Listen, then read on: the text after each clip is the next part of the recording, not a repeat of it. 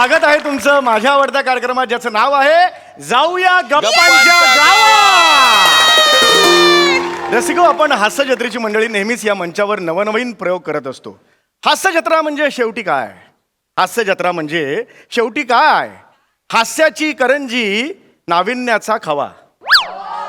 हास्याची करंजी नाविन्याचा खवा. आणि घेऊन काय आलोय?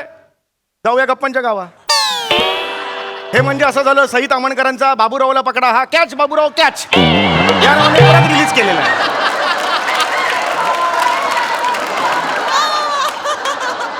तरी सुद्धा या कार्यक्रमासाठी एकदा जोरदार टाळ्या. बऱ्याच दिवसांनी येतोय हा कार्यक्रम. मनात हुरहुर आहे, धगधग आहे, पण मला खात्री आहे, मला तुमच्यावर जास्त विश्वास आहे माझ्यापेक्षा. असं तुम्हाला कल्पनाच आहे, या मंचावर आपण विविध मान्यवरांना बोलवतो आणि आपण त्यांची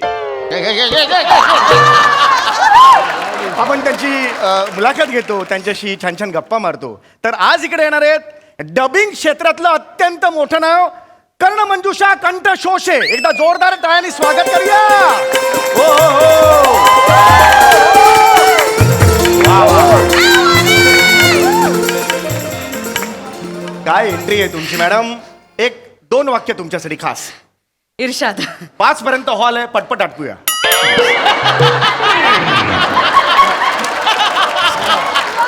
2 वाक्य. नाही झाली, हीच 2 वाक्य होती. Yes yes. तुमचं स्वागत करतो. येस. नाही ट्रे घ्या. ट्रे द्यायचं.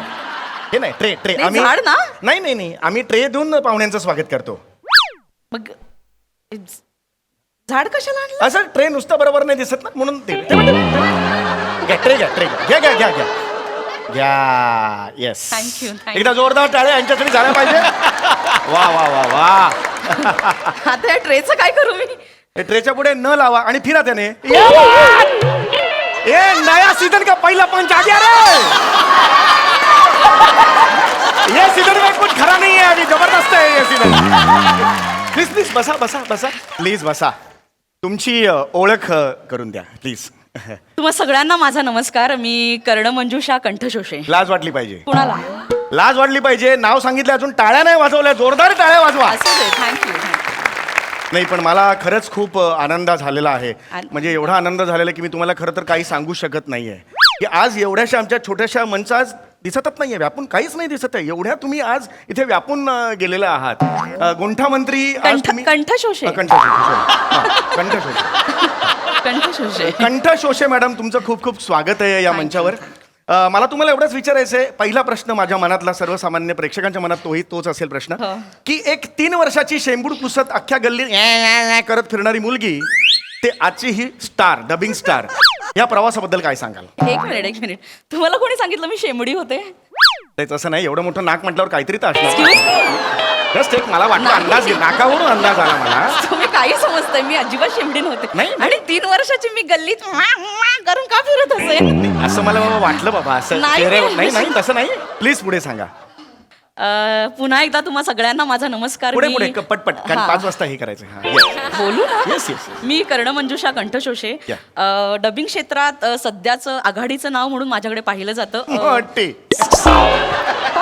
मोठी कारकिर्दी आहे तुमची. तर थोडा वेळ लागणारच, मला कल्पना आहे. Please take your time and do it. बोलू ना. हो येस, ऑफकोर्स.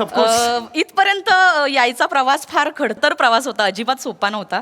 ह्या नकला करणं आणि वेगवेगळे आवाज काढणं हे सगळे कलागुण माझ्यात लहानपणापासूनच होते. म्हणजे खरं म्हणायला तर किडे होतेच थोडेसे. हे किडे नाही आहेत, किडेच आहेत. म्हणजे शाळेपासूनच होते. अगदी. शाळेतला एक किस्सा सांगते तुम्हाला. लहानपणी वर्गात असताना आमच्या वर्गातली सगळी मुलं खूप मस्ती करायचे. एक दिवशी असेच खूप मस्ती करत असताना मला कळत नव्हतं काय करावं. तर आमच्या फडतरे बाई होत्या. तुम्ही ओळखता? नाही, मी नाही ओळखत. नाही, जस्ट एक फडतरे आडनाव मला आवडलं म्हणून एक त्याला चाल लावली, बाकी काय नाही. आमच्या फडतरे बाई होत्या. मी त्यांचा आवाज काढला, काय रे, कोण आहे तिकडे? बाप रे, सगळी मुलं एवढी घाबरली. काय सांगताय? एकदम शांतता पसरली. मी ओळखत नाही बाईंना, तरी मी घाबरलो. इकडे काय आवाज काढलात तुम्ही आता? इथून आणि खांद्यातून. कलाकार आता तुम्ही, कलाकार आहात तुम्ही. खांद्यातून असं करून नाही, तेच म्हणजे ते जे काय काढलं ते क्या बात आहे. या किस्सासाठी एकदा जोरदार टाळ्या झाल्या पाहिजे. क्या बात आहे. दुसरा एक किस्सा पण फार कमाल आहे. मग आधीचं का सांगितलं? तो आम्हालाच सांगायचं ना आधी, मग याला काय अर्थच नाही ना. मी सांगितलं होतं नाही. 5 वाजेपर्यंत हॉल मोकळा करायचा आहे. पहिला सांगितलं त्याच्यातून दुसरा आठवला ना तो मला एवढंच म्हणाय, कमाल कमाल कमालच इथे पाहिजे, दुसरं काही नको. Please please continue. तर लहानपणी आमच्या एरियात फार चोऱ्या व्हायच्या. हो. तेव्हा ती चड्डी बनियान गँग फार फेमस होती. ओ येस येस येस, मी सुद्धा ऐकलं होतं रसिको. आमच्या काळी म्हणजे माझ्या लहानपणी चड्डी बनियन नावाची एक गँग होती, अत्यंत क्रूर होती. ते लोकांनी वाळत घातलेले चड्डी बनियन असे चोरायचे आणि मग जाऊन चड्डी चड्डी बनियन म्हणून विकायचे नाही तिकडे. हो नाही तसं. अहो ते स्वतः चड्डी बनियान घालायचे. हा मग ठीक आहे, म्हणजे मी पण घातलंय बनियन, म्हणजे मी त्यांच्या गँग मधला तुम्ही दाखवू नका हो. ते फक्त चड्डी बनियान घालायचे. का ते निलाजरे होते? नाही नाही हो, ते त्यांची स्ट्रॅटेजी होती ना. चड्डी बनियान घालून अंगाला तेल लावून ते फिरायचे. ओ अच्छा अच्छा अच्छा. सॉरी, माझा आवाज फार वाढला. I am so sorry. हो, हो. तसं तुम्ही डिस्टर्ब करताय नाही मला जस्ट एक हे तर वाटलं. एकदा ते आमच्या एरियात असे आमच्या शेजारच्या घरी चोरी करायला आले. मी अशीच खिडकीमध्ये बसले होते चंद्र बघत. का का चंद्र बघत का? दिसत होता. आमच्या खिडकीतून रेल्वेची पटरी आहे, तिकडे सगळे खो खो खेळायला सकाळी बसतात, मलाही दिसतं. मी बघत नाही, मी बघत नाही. ते दिसतंय म्हणून बघायचं नाही. बरं, चंद्र तुम्ही रोज बघता, अमावस्याच्या दिवशी काय बघता? तुमचा चंद्र. सॉरी, तुम्ही असं पटकन सॉरी, जस्ट एक विचारलं मी तुम्हाला. खूप डिस्टर्ब करताय नाही आय एम सॉरी, ही पद्धत आहे या शोची, त्यामुळे हो, नवीन पण आहात बोलायला तुम्ही. मी आले ना, तुम्ही खूप बोलताय. प्लीज प्लीज बोला. येस. तर काय कुठे होते मी? हे चड्डी बनियन मध्ये नाही हो. ते काय सांगत होता तुम्ही ते. किस्स्यामध्ये कुठे होते? बनियन मध्ये होतात. बनियन नाही, चड्डी. हा, चड्डी बनियन गँग चंद्र बघत बसले होते आणि बरं, मला बरं. दिसलं की शेजारच्या घरात काहीतरी हालचाल होते. तुम्ही बघितलं तर चोर शिरले आतमध्ये. Oh my God. मला काय करायचं कळेना. लहान होते आणि पोलीस पण, म्हणजे मोबाईल नव्हते ना तेव्हा आपल्याकडे. हो. चोर दिसले आणि मी काय केलं असेल तेव्हा? अळूवड्या? नाही हो.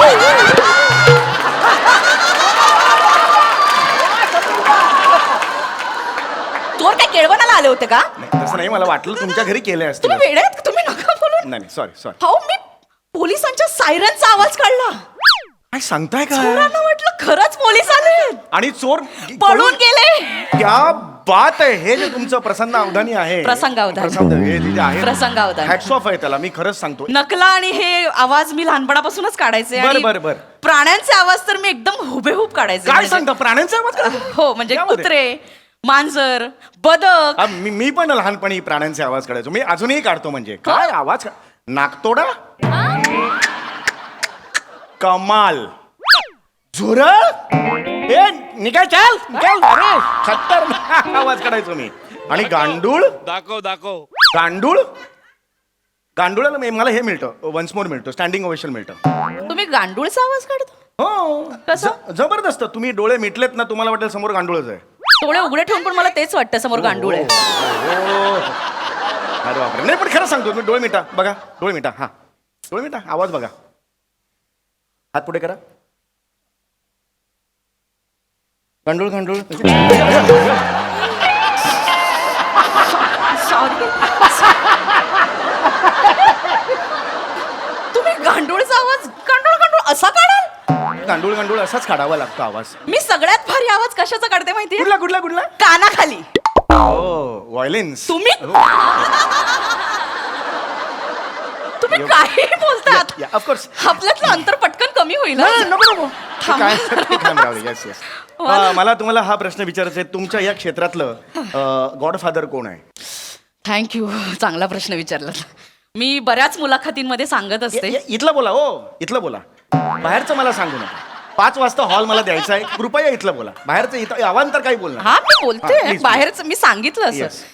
बऱ्याच मुलाखतींमध्ये मी सांगितलंय. आजच्याही मुलाखतीमध्ये मी तेच सांगते की हो. माझे गॉडफादर, माझे गुरु, माझे मित्र, माझं सर्वस्व म्हणजे माझे बाबा. बाबा. मला माहिती आहे, या खुर्चीवर बसलं की बाबाच असतो तो सगळा. तुमच्या आधी पण होती ना, तिथे पण बाबाच होते हो. सगळे.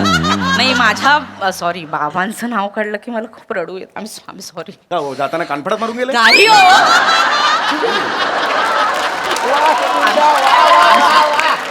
I am sorry. नाही, मी रडू का आलं एकदम? मला ते काम नाही. बाबा नसते तर काय झालं असतं मला माहित नाही. नाही, बाबा पाहिजेत आयुष्यात. बाबा पाहिजे म्हणजे बाबा नसते तर मी तरी कोणीच बोलू नसतो बोलू ना. मी बोलू की तुम्ही बोलताय? नाही तुम्ही प्लीज बोला, तुमचा इंटरव्ह्यू आहे. येस.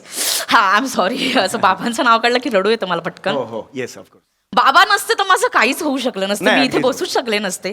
आमची परिस्थिती फार बेताची होती. म्हणजे अगदी मी 6-7 वर्षांची असेल तेव्हा माझ्या वडिलांचे आणि त्यांच्या भावांचे वाद झाले. मग वाटण्या झाल्या, मग ते घरातून बाहेर पडले, अगदी रागारागातच बाहेर पडले, काहीच न घेता. वाईट झालं. हो, म्हणजे तेव्हा आमच्याकडे अक्षरशः राहायला घर सुद्धा नव्हतं. मला का नाही फोन केला?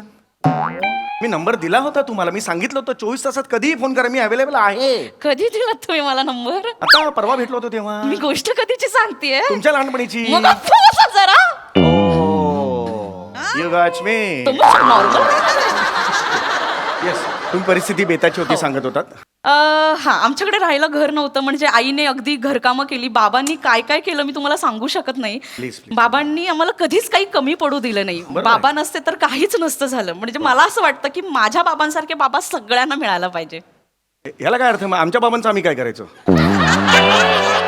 अख्ख्या गावचा बाबा म्हणजे एकच तुमचा बाबा. आमच्या बाबा घेऊन आम्ही कुठे लोणचं घालायचं, त्यांचं भरणीत भरायचं बाबांना? हे दिस इज नॉट फेअर ना. आमच्या मला काय तर तुम्ही हे सगळं बाबांचं सांगत होतात. बाबांनी अजून काय काय तुमच्या आयुष्यात केलेलं आहे? बाबांमुळे तुम्ही काय घडलात तुम्ही, किंवा काय आयुष्यात बाबांमुळेच मी घडले. म्हणजे लहानपणी बाबाच म्हणाले की तू चांगल्या नकला करतेस, खूप आवाज काढतेस. ते म्हणाले एक दिवस की ये बंड्या बस. बाबा मला बंड्या म्हणायचे. ओ बंड्या. बाबा म्हणायचे फक्त. बाबा मला बंड्या म्हणायचे. म्हणाले बंड्या अगं तू चांगलं आवाज काढतेस, चांगल्या नकला करतेस, तू स्वतःचे मिमिक्रीचे शोज सुरू कर ना. मी म्हटलं बाबा मी खूप लहान आहे, मी कसे करू? ते म्हणाले अगं कलेला काही वयोमर्यादा नसते, तू कधीही करू शकतेस, बंड्या तू कर. मी वयाच्या 15व्या वर्षी मी स्वतःचे मिमिक्रीचे शोज सुरू केले. क्या बात आहे, क्या आणि ते बघायला बाबा आले नाहीत. का माज होता त्यांना? नाही हो, मास नव्हता. बाबा गेले. मग तुम्ही चांगलं करायचं, गेले नसते मग? बाबा गेले म्हणजे वारले बाबा माझे. माय गॉड, एक्सपायरी डेट. ओ हो हो. तुम्ही काय एक्सपायरी? नाही, मला लक्षात नाही आलं. Very very sorry, very sorry. I am sorry. माझे शोज फार तुफान चालले, पण बाबा नाही आले. मी खूप मिस केलं समोरच्या खुर्चीवर बाबांना. नाही, अर्थातच बाबांमुळे आज तुम्ही याला आहात, तुम्ही या पोझिशनला आहात. क्या बात आहे. या सगळ्या तुमच्या प्रवासात तुमचे फॉरेनचे दौरे झाले असतीलच. हो. कुठे कुठे झालेत? आत्ताच मी जिनिवाला जाऊन आले. ओ हो हो हो हो. माझा सुद्धा एक फॉरेनचा दौरा नुकताच झाला. जस्ट एक माहिती म्हणून सांगतो. हा, मी नेपाळला गेलो होतो, काठमांडूला. कशासाठी? आमचे वॉचमन आहे, त्याच्या बायकोची डोहाळ्या जेवण होतं. वॉचमॅनच्या बायकोच्या डोहाळे जेवणासाठी फॉरेन म्हणजे काठमांडूला गेला? हो. सोसायटीची मीटिंग झाली. ते म्हणाले की बाबा आम्ही या वॉचमनला नाही पाठवू शकत, कारण तो गेला तर सोसायटी ठप्प पडेल. खूप कामं असतात. मग असा कोण आहे या सोसायटीत जो गेला तरी फरक पडत नाही, असला तरी फरक पडत नाही? मग एका मनात माझं नाव सिलेक्ट झालं. मी तुम्हाला पण खरं सांगतो, मी तिकडे गेलो, त्यांच्या भाषेत मी त्यांच्याशी बोललो, काठमांडूला.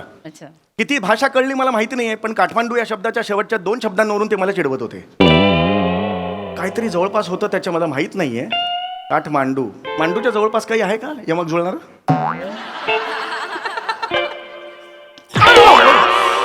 मांडूच्या जवळपास समानार्थी शब्द पाहिजे तुला?